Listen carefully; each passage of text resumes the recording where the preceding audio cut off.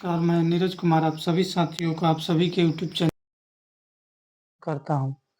आज हम आप लोगों को बताएँगे मुस्लिम धर्म में और हिंदू धर्म में और हिंदू धर्म में हिंदू उत्तराधिकार अधिनियम जैसे एक तरीका के ये कहें कि जो हिंदू शब्द यूज़ हो रहा है वो चारों धर्म पे लागू होगा और मुसलमान धर्म में दान का जो प्रक्रिया है वो अलग है। उसी को मैं मुसलमान धर्म के और हिंदू धर्म में क्या है, ख़ास करके मुसलमान धर्म को बताऊँगा। उसमें हिंदू धर्म को मैं पहले वीडियो बना चुका हूँ। दान अचल संपत्ति यानी भूमि संबंधित हम लोगों का चैनल है। भूमि संबंधित ही लॉ बताऊँगा। तो उनमें थोड़ा-सा अंतर है। आप सभी जानते हैं कि इस्लाम धर्म का थोड़ा-सा अपना अलग कानून होता है। वो उनके धार्मिक मानवता के अनुसार होता है और उसपे भारतीय उत्तराधिकार अधिनियम भी लागू नहीं होता है कुछ मामलों तक। संविधान के भी कुछ प्रावधान हैं जो धार्मिक के स्वतंत्रता का अधिकार देती है। 25 से 28 तक जो आर्टिकल है हमारा, वो मौलिक अधिकार है उन लोगों का, वो कर सकते हैं। हालाँकि जो धर्म का अनिवार्य हिस्सा है, उसी को सुप्रीम कोर्ट, हाई कोर्ट मान्य करता है, सुप्रीम कोर्ट। और जैसे बहुत सारे मामलों में आप सभी सुने होंगे डीजे वाला मामला, माइक वाला मामला। कुछ ही दिनों की घटना है कि यूपी में योगी सरकार ने मस्जिद वगैरह पे से जो ये माइक चोंगा का मामला है, ये सब हटवा दिया था।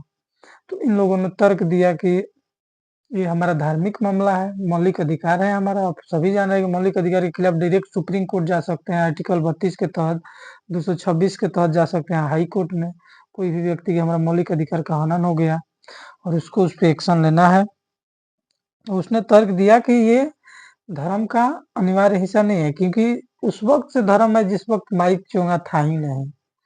इस तरीके 3 तलाक में भी हुआ। धार्मिक मामला को लेकर गए ये लोग कि ये मौलिक अधिकार है हमारा, धार्मिक अधिकार है।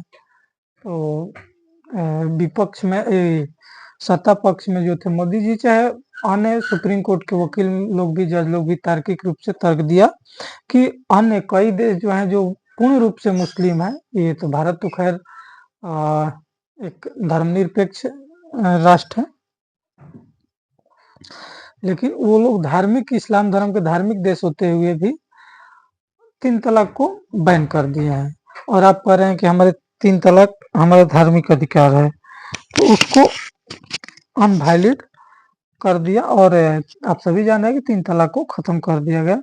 तो सुप्रीम कोर्ट ये मानता है कि जो अनिवार्य हिस्सा धर्म का है, वो आपका धार्मिक मामला है, उसके आधार पे आप अपना धर्म में रखिए। कुछ मामला है जो उन लोगों में अलग है, उसको मानता है सुप्रीम कोर्ट और ये होना भी चाहिए। हमारा भारत हर धर्म का सम्मान करता है और एक लोकतांत्रिक देश में ये होना भी चाहिए, उचित है। और सिविल कोड आ जाएगा तो ये सभी प्रावधान हमको लगता है कि नहीं रहेगा। कुछ अलग-अलग प्रावधान है जिसको रखना पड़ेगा थोड़ा-सा सीपीसी जो सिविल कोड है उसमें भी रखना पड़ेगा। सामान्य नागरिक संहिता में कुछ अपवाद के रूप में रखना ही पड़ेगा, जैसे आदिवासी क्षेत्र के हो गए। कुछ इस्लाम धर्म में भी अलग-अलग रीतियाँ हैं, जैसे बहु विवाह हो गया, इस पे भी हमेशा सवाल होता रहता है। तो ये सब धार्मिक डिबेटेड चीज़ें हैं, लेकिन हम लोग डिबेटेड चीज़ें पे नहीं जाएँगे। संपत्ति दान का तरीका देखेंगे। दाता द्वारा दान की घोषणा। मुस्लिम विधि के अनुसार मुसलमान अपने जीवन काल में अपनी संपत्ति का विधिपूर्ण ढंग से दान कर सकता है। संपत्ति दान की मात्रा के संबंध में मुस्लिम विधि द्वारा कोई प्रतिबंध नहीं है।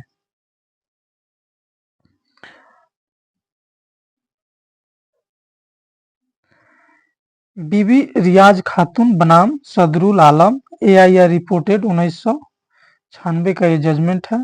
इसमें पटना हाई कोर्ट ने कहा है कि 4 तत्व आवश्यक होते हैं इस्लाम धर्म में किसी व्यक्ति को दान करने के लिए।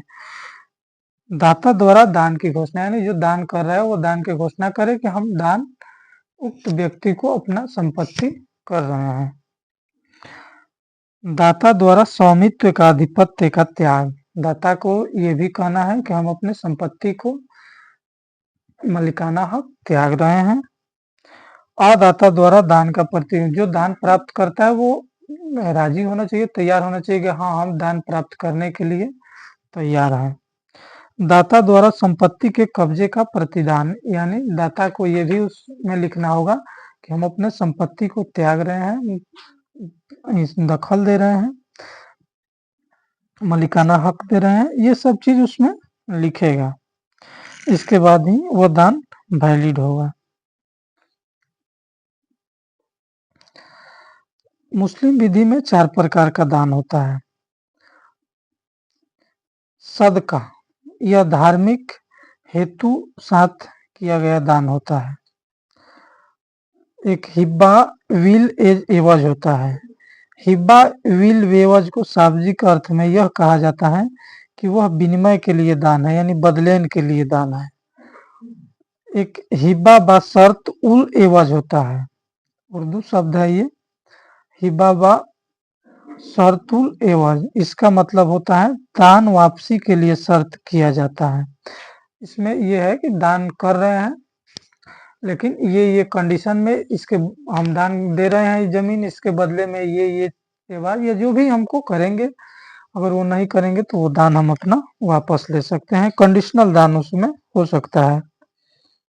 आर्यत, इस आर्यत एक शब्द होता है, इसमें दाता के विकल्प पर प्रति सराहनीय किसी चीज को लेन देन उसके भोग का उपभोग करने के अनुज्ञप्ति की स्वीकृति है। जबकि हिंदू धर्म में ऐसा नहीं है। हिंदू धर्म में है कि दान कर रहे हैं तो उससे कोई लोभ लालच आपका नहीं होना चाहिए। दान का मतलब ये होता है। हम लोगों में मूर्ति को दान किया जा सकता है, इन लोगों में मूर्ति के लिए नहीं लेकिन धार्मिक हेतु किया जा सकता है, तो बात बराबर ही है, दान में कोई ज्यादा अंतर नहीं है हिंदू मुस्लिम वाला में। एक चीज है, इनमें मौखिक दान किया जा सकता है और वैलिड है। हम लोग में दान किया जा सकता है लेकिन मौखिक, लेकिन वो एक तरीका से कहें तो बहुत चीजों में अनवैलिड है, क्योंकि संपत्ति अंतरण अधिनियम को देखें और भारतीय उत्तराधिकार अधिनियम को देखें और रजिस्ट्रेशन एक्ट को देखें तो इसमें दान को रजिस्टर्ड होना अनिवार्य रखा गया है। लेकिन इस्लाम धर्म में ये कहता है कि मौखिक दान वैलिड है।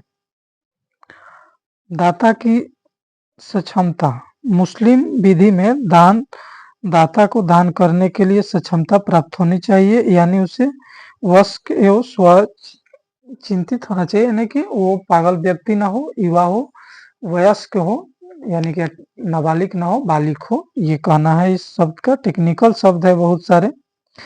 दाता द्वारा दान किए जाने पर उसकी घोषणा अदाता की ओर से उक्त दान को प्राप्त करने की स्वीकृति का होना महत्वपूर्ण है। यानी दाता दान करे कि हम दान कर रहे हैं और दान लेने वाला घोषणा करे कि हाँ, हम दान प्राप्त करने के लिए एग्री हैं। एक मुसलमान व्यक्ति द्वारा दान लिखत में किया जाना अपेक्षित नहीं है, यानी कि मुस्लिम के द्वारा जरूरी नहीं है कि वो लिखित ही दान करे, वो अलिखित में भी दान दे सकता है। दान की वैधता के लिए कब्जे का प्रदान आवश्यक शर्त होती है, यानी दान देने के लिए ये होती है कि कब्जा भी, दखल कब्जा भी उस भूमि पे उस व्यक्ति को दे आप जिसको आप दान दे रहे हैं। मुस्लिम दाता किसी भी व्यक्ति के पक्ष में अपनी संपूर्ण संपत्ति को अपने वारिसों को पूर्ण रूप से अपवर्जित करते हुए भी दान के माध्यम से बेअन कर सकता है, यानी दान दे सकता है पूर्ण रूप से, टोटल संपत्ति भी।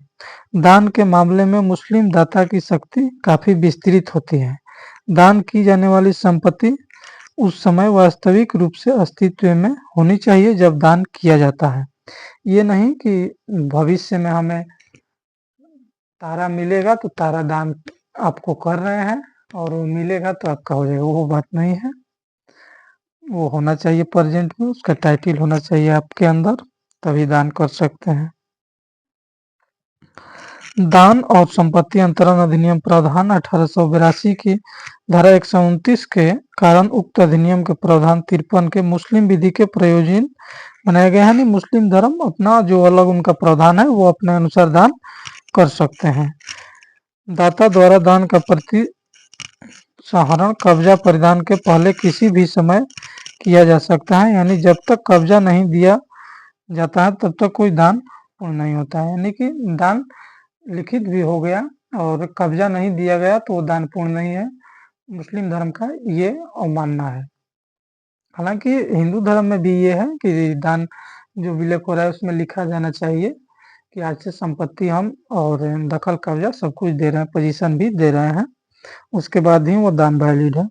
और इस्लाम धर्म में यही है, तो इसमें ज़्यादा का अंतर नहीं दिख रहा है हमको हिंदू मुस्लिम में, थोड़ा-सा अंतर यही है कि इसमें मौखिक दान वैलिड है और बाकी सब सेम ही है। संपूर्ण प्रॉपर्टी का दान मुस्लिम भी कर सकता है, हिंदू भी कर सकता है। एक चीज़ है कि उसमें मूर्ति को दान कर सकते हैं, तो इसमें भी है धार्मिक कार्य हेतु दान कर सकते हैं। तो दोनों में लगभग सेम ही है, थोड़ा-सा अलग है और इसको हमको लगता है कि यूसीसी से कोई ज़्यादा-सा नुकसान होगा नहीं। हम बनाएँगे उस पे वीडियो, क्योंकि यूसीसी पे वीडियो बनाने के लिए एक लंबा टॉपिक होगा और संपत्ति एक प्रमुख चीज़ है। किसी भी यूसीसी से 3-4 चीज़ों पे इफ़ेक्ट पड़ेगा।